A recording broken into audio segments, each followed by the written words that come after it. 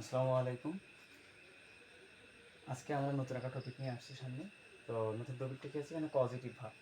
তো আমরা জানি পজিটিভ ভার্বের ব্যবহার কোথায় হয়, অর্থাৎ যেই ভার্বগুলো যে ভার্বগুলো সাবজেক্ট অবজেক্টের দ্বারা কিছু করিয়ে নেয় সেগুলো হচ্ছে পজিটিভ ভার্ব। তো পজিটিভ ভার্বগুলো কী কী? আর আগে পজিটিভ ভার্বের বাংলা কি? পজিটিভ ভার্ব বাংলা হচ্ছে প্রযোজক ক্রিয়া। তো বাংলায় আমরা প্রযোজক ক্রিয়া ব্যবহার করা জানি। প্রযোজক ক্রিয়া যেমন মা শিশুকে চাপ দেখাচ্ছে, তো এরকম যে নিজে না করে অন্যকে দিয়ে করাচ্ছে, এটা হচ্ছে পজিটিভ ভাব। আচ্ছা, পজিটিভ ভাবগুলো কী কী? যেমন হ্যাভ একটা পজিটিভ ভাব, লেট, তারপর হচ্ছে হেল্প, তারপর হচ্ছে গেট,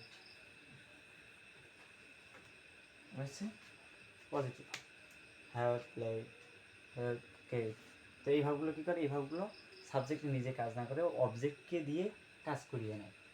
তো আমরা যদি একটা সহজ বাংলা বাক্য লিখি, যেমন যেমন সেটা আমি গল্পটি লিখি, আমি গল্পটি লিখি,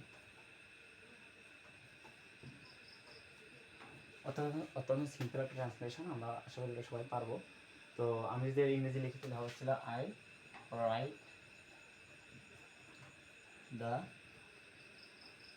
স্টোরি, বাট সমস্যা হচ্ছে আমি যদি এখন বলি যে না, গল্পটা আমি লিখি না, কাউকে দিয়ে লেখাই, তখন কী হবে? আমি যদি বলি যে আমি গল্পটি লেখাই, যেমন আমি গল্পটি লেখাই, তাহলে এটার ট্রান্সলেশন কী হবে? এখানে আমাদের পজিটিভ ভার্বের ব্যবহার হবে, অর্থাৎ যখন সাবজেক্ট নিজে কাজটা না করে অন্যের দ্বারা করিয়ে নেয় তখন পজিটিভ ভার্বের ব্যবহার হয়। তো আমরা এখানে কীভাবে লিখতে পারি? এভাবে লিখতে পারি যে আই গেট দ্য স্টোরি, এখানে ভার্বের পাস্ট পার্টিসিপল ফর্ম ব্যবহার হবে, return, I get the story written, আমি গল্পটি লেখাই। আচ্ছা, আমরা এখানে লিখলাম যে কাকে দিয়ে লেখাই সেটা আমরা উল্লেখ করিনি। তবে এবার যে আমরা যেটা একটু উল্লেখ করি যে আমি আমার ভাইকে দিয়ে গল্পটি লেখাই, তাহলে কি হবে? আমি আমার ভাইকে দিয়ে দিয়ে গল্পটি লেখাই।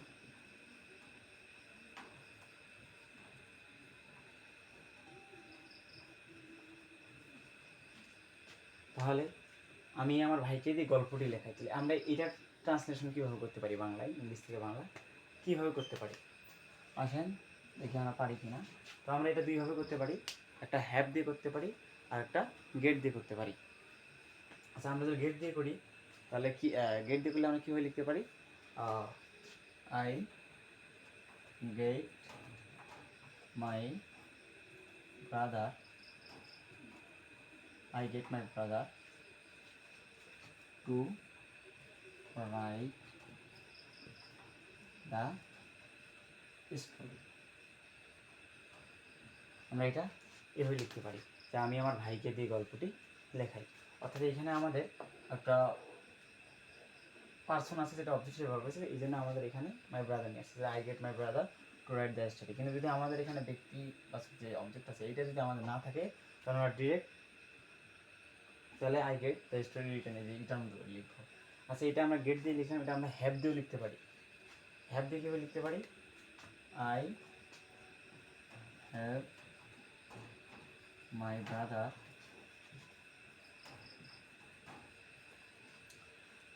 দেখা যাচ্ছে কি আদৌ?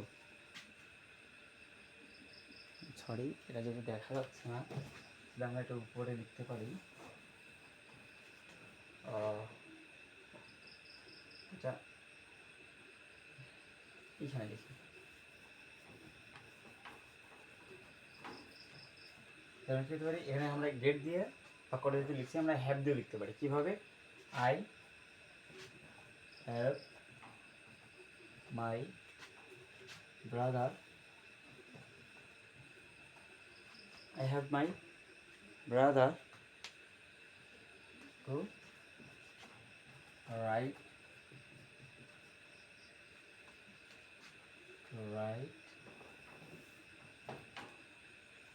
the story. তো এখানে কি লিখছি, আমি আমার ভাইকে দিয়ে গল্পটি লেখাই, তো এখানে I get my brother two write the story. তো এটা আমরা গেট দিয়ে করতে পারি, আবার হ্যাভ দিয়ে করতে পারি। তাহলে I have my brother two right, sorry এখানে টু হবে না, কারণ গেটকে যদি আমরা পজিটিভ হিসেবে ব্যবহার করি তাহলে এখানে টু ব্যবহার করবো, আর হ্যাভকে যদি আমরা পজিটিভ হিসেবে ব্যবহার করি তাহলে আমরা এখানে টু এর ব্যবহার করবো না। তাহলে হবে I have my brother dash, I have my brother write the story, write the story. আচ্ছা, তাহলে আপনাদের একটা কাজ থাকলো, আপনারা এটা করে দেবেন, বাবা তার ছেলেকে টিভি দেখতে দেয়, বাবা তার ছেলেকে টিভি দেখতে দেয়।